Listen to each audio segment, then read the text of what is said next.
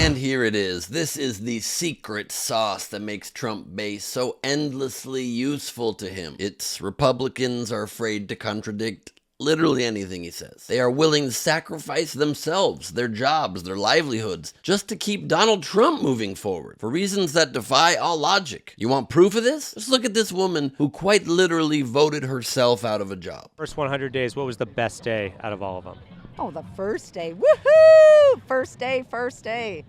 He said he was going to make America great again, lower prices. He is. I don't care. Lower prices. Biden, he messed him up for 4 years. It can't take one day. People need to understand that. Prices are going to take a while. I might lose my job because I'm in a federal. I get it. I don't care. Wait, you might lose your job in the federal job? Yep. Really? Federal funding from a school district. Oh, okay. Yeah. And you're okay with that, with the cut? I am. If it's for my grandchildren and children, I know it's not going to affect me, but it's going to affect their life, and that's what I care about. So you work in a school that could lose federal funding, and if you lose your job because that federal funding is gone, you'd be okay with it? Yes, I would, for the greater good, for America. He's making America great again. He's doing the right thing. Now, she doesn't work for some messed up, nefarious branch of the federal government doing secret backroom deals. She's not running a for-profit prison. She's not cooking the books at ICE. She works in education. She's out here saying she's fine with losing her livelihood if it means making America better for future generations, while forgetting that her entire job is to help educate those future generations. Do you see the rub?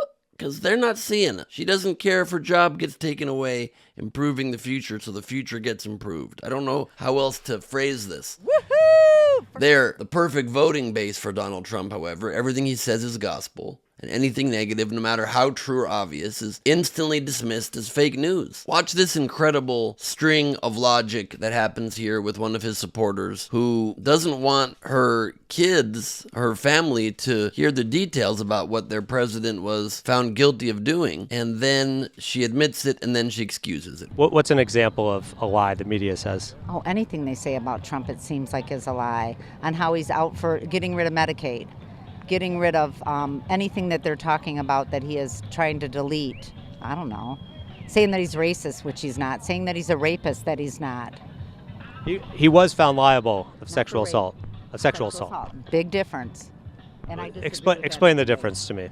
Rape is I can't. I have kids and grandkids. Okay. Well, just say, is being found liable of sexual assault a good thing or a bad thing? Bad thing, but I don't think that was true. So, sexual assault, it's not quite as bad as it could be, but it's still a bad thing. Oh, I just admitted it's a bad thing that the president was found guilty in a civil court of doing, so I don't think he did it. They can't even grip on for a moment to the fact that he could have done bad things, which he's been doing for much of his life. I do have to hand it to this one Trump supporter in this video who is wearing a Bitcoin t-shirt and says Bitcoin is the only legitimate cryptocurrency, and then is asked, well, what about Trump's coin? Crypto has struggled a little bit in the first 100 days of the presidency. What do you see as far as that goes? Is it going to turn around? Yeah, it will eventually. If they're only buying Bitcoin, everything else is a scam. Only buy Bitcoin, everything else is a scam? Correct, yeah, only Bitcoin. So Donald Trump launched his meme coin. Was that a scam? I love Trump, but yes. Yes, it was a scam. It's a scam. He admits it's a scam, because obviously it's a scam. It's a total money grab, defrauding his own supporters, selling access to the White House now for the highest holders of that coin. Many foreign nationals with lots of money that are going to the White House to influence the president's ear, whatever remains of it, which seems to be 100% of it, by the way, despite that enormous bandage, remember? But remember he said a bullet ripped through his ear. When something rips through your ear, it probably, it takes that part of the ear with you. It doesn't.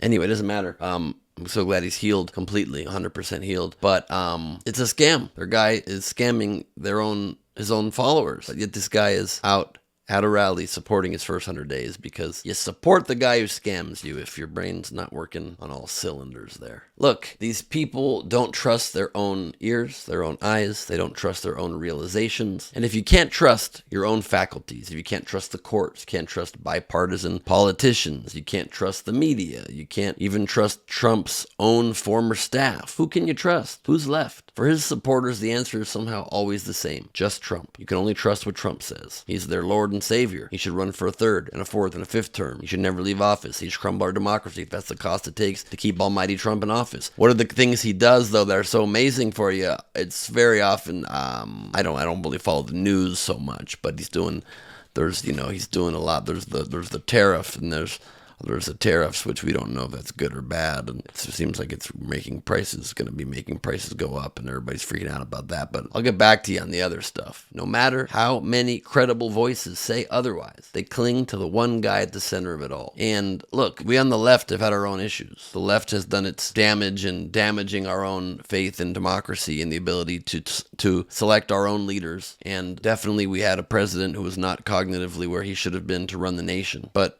when it gets exposed, when we're confronted with it, we admit it. We ask him to step down. We take whatever action, even though sometimes limited, we can take to try to mitigate the situation. Our leaders aren't gods to us, and that enables us to keep some sort of grip on reality and the ability to know that if things go wrong or if you're misled, you can change direction, which is something that Trump supporters don't seem to have generally the ability to do, unfortunately. And that's the terrifying loyalty at play. When reality bends around one man, the truth doesn't stand a chance. And that's why I've newly dedicated myself to having weekly conversations with someone on the right with my new podcast, The Wrong Side of History, where I debate Trump supporter, former Democrat, Lee Trink, former president of Capitol Records, former manager of Kid Rock. We meet up, we have a drink together, we try to get out of our echo chambers and talk. This week we discuss the big beautiful bill that Trump's trying to get passed with his agenda that, of course, benefits mostly the wealthy and cuts significantly Medicaid and SNAP benefits for people who need food. And we discuss Trump's Middle East trip, including taking a airplane from Qatar, or Qatar, however you like to say it. And we